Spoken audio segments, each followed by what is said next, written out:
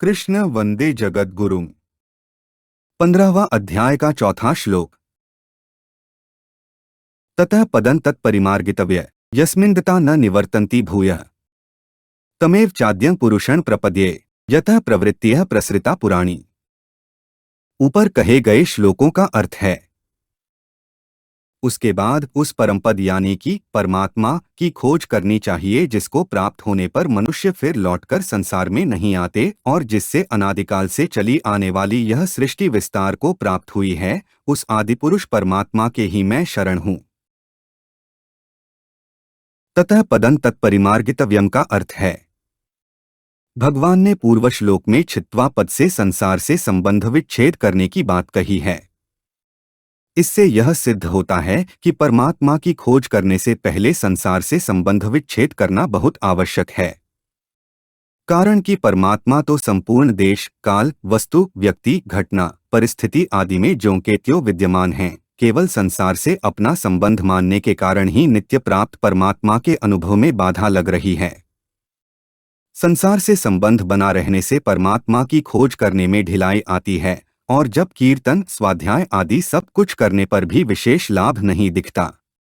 इसलिए साधक को पहले संसार से संबंध विच्छेद करने को ही मुख्यता देनी चाहिए। जीव परमात्मा का ही अंश है। संसार से संबंध मान लेने के कारण ही वह अपने अंशी परमात्मा के नित्य संबंध को भूल गया है। अतः भूल मिटने पर मैं भगवान का ही हूँ, इस वास्तविकता की स्मृति प्राप्त हो जाती है। इसी बात पर भगवान कहते हैं कि उस परमपद यानी कि परमात्मा से नित्य संबंध पहले से ही विद्यमान है, केवल उसकी खोज करनी है। संसार को अपना मानने से नित्य प्राप्त परमात्मा अप्राप्त दिखने लग जाता है और अप्राप्त संसार प्राप्त दिखने लग जाता है। इसलिए परमपद यानी कि परमात्मा को तत्पद से लक्ष्य करके भगवान कहते हैं कि जो परमात्मा नित्य प्राप्त है उसी की पूरी तरह खोज करनी है। खोज उसी की होती है जिसका अस्तित्व पहले से ही होता है। परमात्मा अनादि और सर्वत्र परिपूर्ण है। अतः यहाँ खोज करने का मतलब यह नहीं है कि किसी साधन विशेष के द्वारा परमात्मा को ढूंढना है।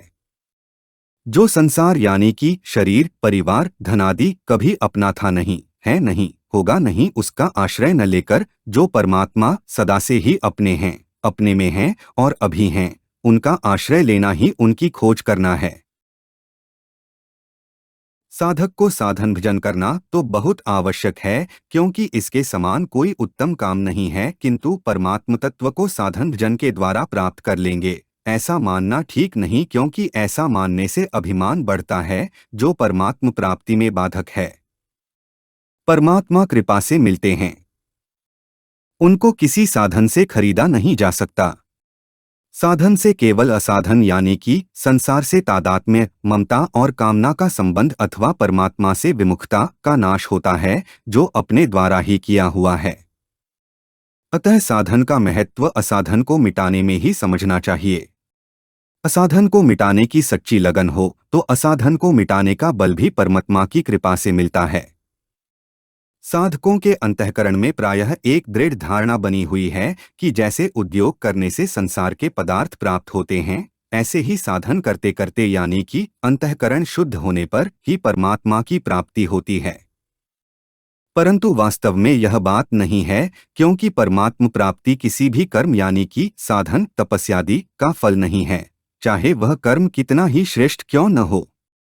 कारण कि श्रेष्ठ से श्रेष्ठ कर्म का भी आरंभ और अंत होता है, अतः उस कर्म का फल नित्य कैसे होगा। कर्म का फल भी आदि और अंत वाला होता है।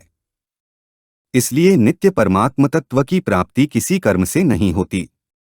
वास्तव में त्याग, तपस्या आदि से जड़ता यानी कि संसार और शरीर से संबंध विच्छेद ही होता है जो भूल से माना हुआ है।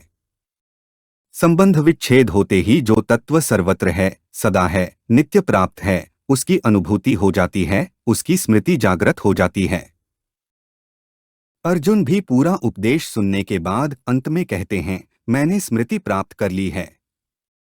यद्यपि विस्मृति भी अनादि है, तथापि वह अंत होने वाली है। संसार की स्मृति और परमात्मा की स्मृति में बहुत अंतर है।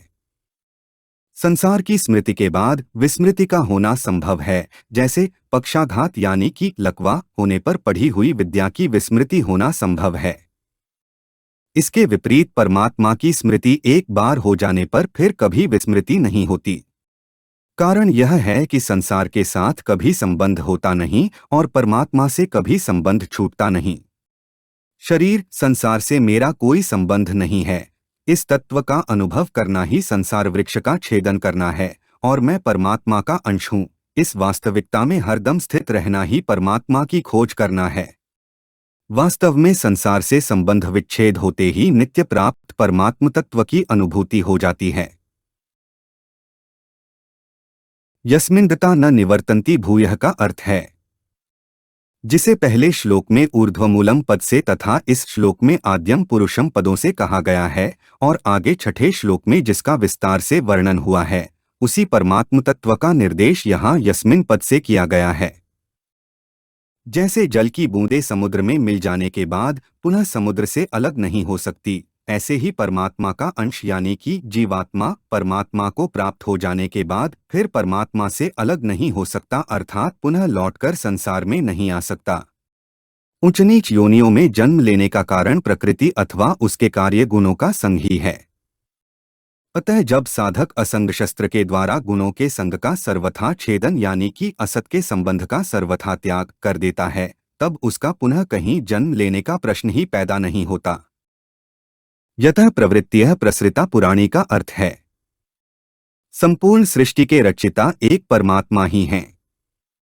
वे ही इस संसार के आश्रय और प्रकाशक हैं। मनुष्य भ्रमवश सांसारिक पदार्थों में सुखों को देखकर संसार की तरफ आकर्षित हो जाता है और संसार के रचिता परमात्मा को भूल जाता है। परमात्मा का रचा हुआ संसार भी जब इतना प्रिय लगता है, तब यानी कि संसार के रचिता परमात्मा कितने प्रिय लगने चाहिए। यद्यपि रची हुई वस्तु में आकर्षण का होना एक प्रकार से रचिता का ही आकर्षण है, तथापि मनुष्य अज्ञानवश उस आकर्षण में परमात्मा को कारण न मानकर संसार को ही कारण मान लेता है और उसी में फंस जाता है। प्राणी मात्र का यह स्वभाव है कि वह उसी का आश्रय लेना चाहता है और उसी की प्राप्ति में जीवन लगा देना चाहता है, जिसको वह सबसे बढ़कर मानता है अथवा जिससे उसे कुछ प्राप्त होने की आशा रहती है।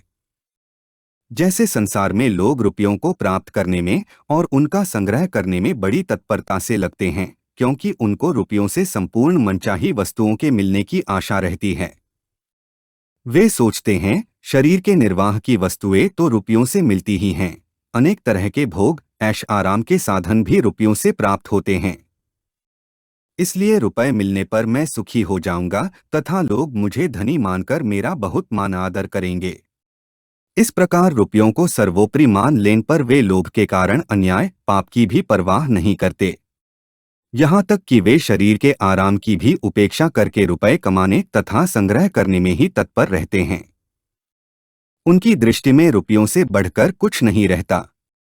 इसी प्रकार जब साधक को यह ज्ञात हो जाता है कि परमात्मा से बढ़कर कुछ भी नहीं है और उनकी प्राप्ति में ऐसा आनंद है जहाँ संसार के सब सुख फीके पड़ जाते हैं, तब वह परमात्मा को ही प्राप्त करने के लिए तत्परता से लग जाता है।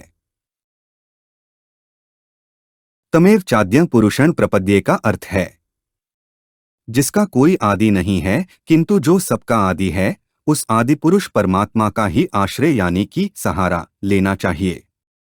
परमात्मा के सिवाय अन्य कोई भी आश्रय टिकने वाला नहीं है।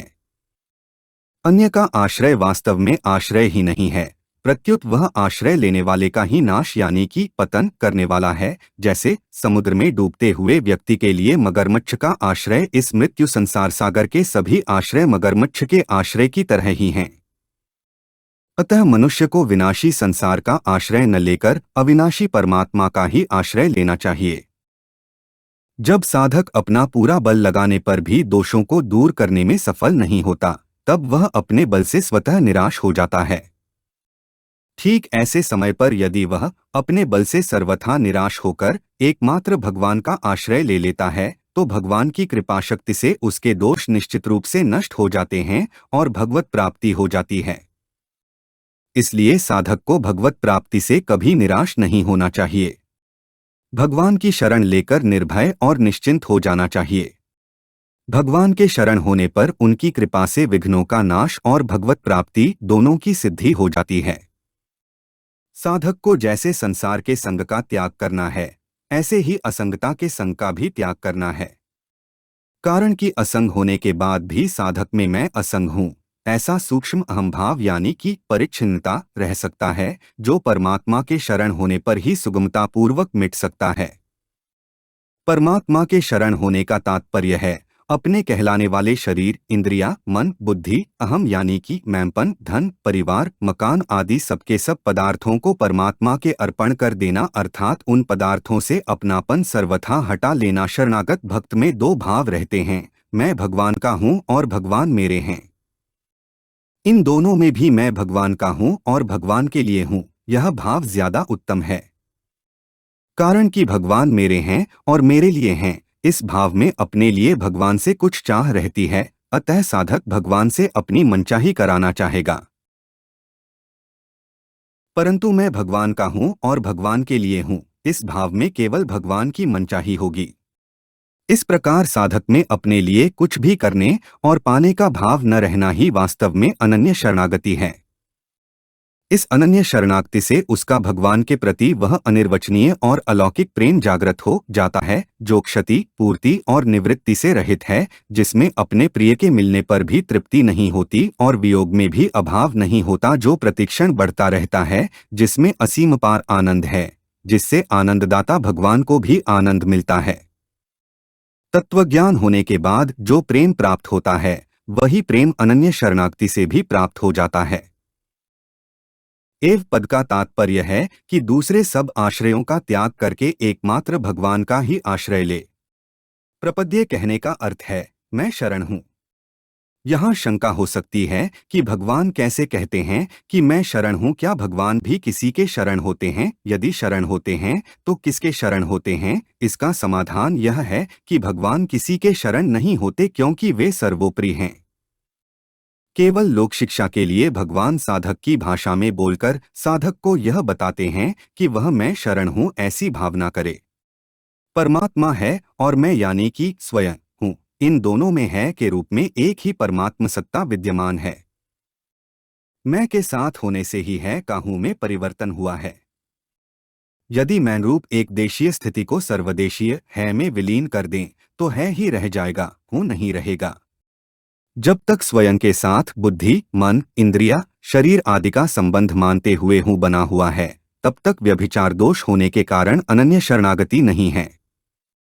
परमात्मा का अंश होने के कारण जीव वास्तव में सदा परमात्मा के ही आश्रित रहता है, परंतु परमात्मा से विमुख होने के बाद यानी कि आश्रय लेने का स्वभाव न छूटने के कारण वह भूल से नाशवान संसार का आश्रय लेने लगता है, जो कभी टिकता नहीं। अतः वह दुख पाता रहता है। इसलिए साधक को चाहिए कि वह परमात्मा से अपने वास्तविक संबंध को पहचानकर एकमात्र परमात्मा के शरण हो जाए। हमारे चैनल को सब्सक्राइब करें। अगर यह वीडियो आपको अच्छी लगी तो वीडियो को लाइक करें, वीडियो को अपने दोस्तों के साथ शेयर करें, अपने सुझाव हमें कमेंट करके बताएं। जय श्री कृष्णा।